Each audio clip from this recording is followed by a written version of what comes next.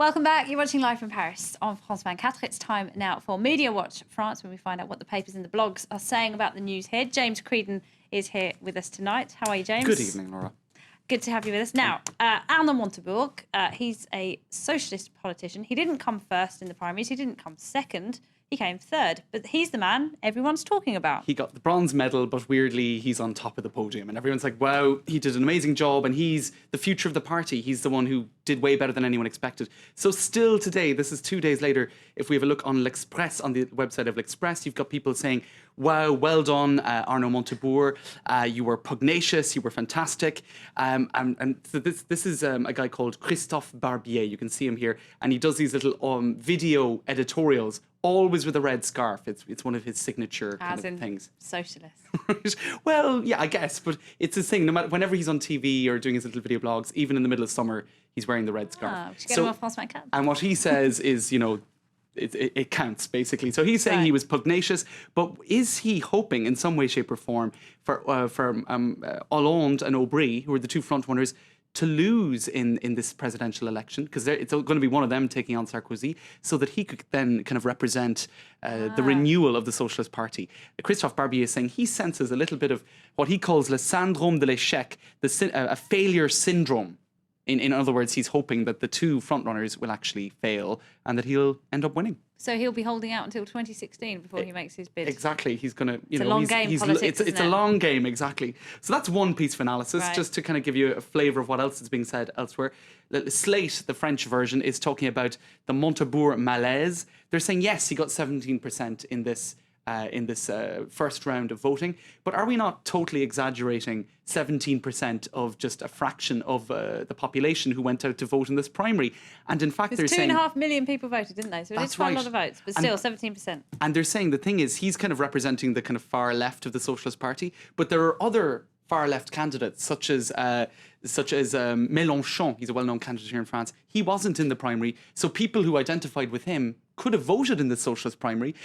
Anyway, this is a very complicated way of saying, has it been totally blown out of all proportion, the support for Arnaud Montebourg? And now the two frontrunners are going to be trying to get his votes, so they'll be making their political discourse a little bit more to the left again. So they're saying, he could have an impact on the policy of the Socialist Party candidate, even though really it's based on thin air. It's not really. Because they're going to have to move further left to appease his supporters, aren't they? Exactly. So that's another piece of, and here, this article actually reflects that a lot. Do Hollande and Aubry speak Montebourg, or Montebourgese, I suppose you could say? Their political discourse is now being, influenced a lot by his policies. So they're coming out and, for instance, he has said we have to totally control the banks. So Martine Aubry is now saying, well, we need partial control of the banks. And François Hollande is saying we need to strengthen the control of the banks. So they're coming out with a lot of the stuff that he traditionally came out with to try to rob his voters. So there you go. And so just a quick look at some of what else they're saying. They're saying also that there are a lot of traps in the Aubry-Hollande debate. Now, there's going to be a big TV debate tomorrow night on France 2 between these two.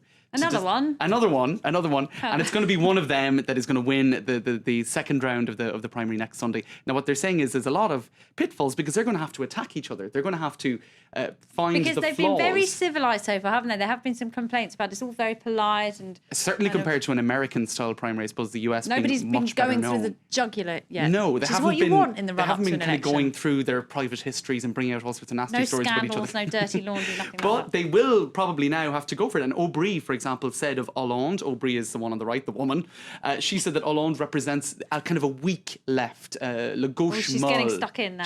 That's about as nasty as it's got, really, which isn't terribly nasty. So they're saying if by pointing out each other's flaws, people could remember that when whichever one of them goes on to fight Sarkozy. Is that a socialist thing or is that a French thing, not getting down and dirty in politics? Well, I suppose they do when it's kind of the two parties facing each other. But the primary is a new invention in French politics. So I suppose they're getting used to it. And it'll maybe get as nasty as it does in American elections sometime soon. All right. Now, on the other side of the French political spectrum, of course, is President Nicolas Sarkozy. And his very attractive supermodel wife, Carla Bruni, is pregnant. But we don't know if she's had the happy day or not yet. Well, as they're pointing out here on Wires and on stuff all day long, France counts down the days for Bruni Sarkozy baby. And you see, there's been a lot of discussion about this on Twitter, but people are getting it wrong. And as this tweet points out here, according to Twitter, Carla Bruni gave birth on the 9th of October, the 10th of October, the 11th of October. Twitter users stop pushing, Carla, start pushing. So he's being very funny, and that's been retweeted about, what is it, something like 72 times now. And this is an example of the false tweet. Paul Sarkozy, who's Sarkozy's father, announced the birth of Vadim Sarkozy on Sunday at 4:20. And, this is all rubbish. It's totally She's having incorrect. twins, isn't she? Well, that's the speculation. But we don't know yet. So in any case, I suppose what's just in terms of these false declarations, the most interesting one was last Friday when, now this is, I don't know if we have a photo of him, but he's a French comic by the name of Nicolas Canteloup, and he was doing his little. There he is up on top, yes. And he was doing his little comic, sketch on the radio on Friday morning. And he said, Carla Bruni has given birth to a nouveau-né. Now, nouveau-né means newborn, but it also means a new nose. And the thing is, he was kind of joking about the fact that she'd been in hospital and had been given a new nose. He was poking fun at her. But a Belgian newspaper picked this up as fact and ran with it and said that actually Carla Bruni they didn't get the wordplay about new nose, newborn, and they picked up on this and they said, she's given birth to a baby. So they took this what would you say, comic segment on Orobam radio as fact. And they took it seriously. Exactly. And they're pointing out as well that this is the second time... Sense of humour failure. Second time in 3 months that the foreign media have mistaken information which was fictional or humorous as fact. Calm down, people. There's no baby yet. No baby just yet. All right, James Creedon, we'll have to leave it there. Many Thanks, Laura. thanks indeed. And now it's time for web news.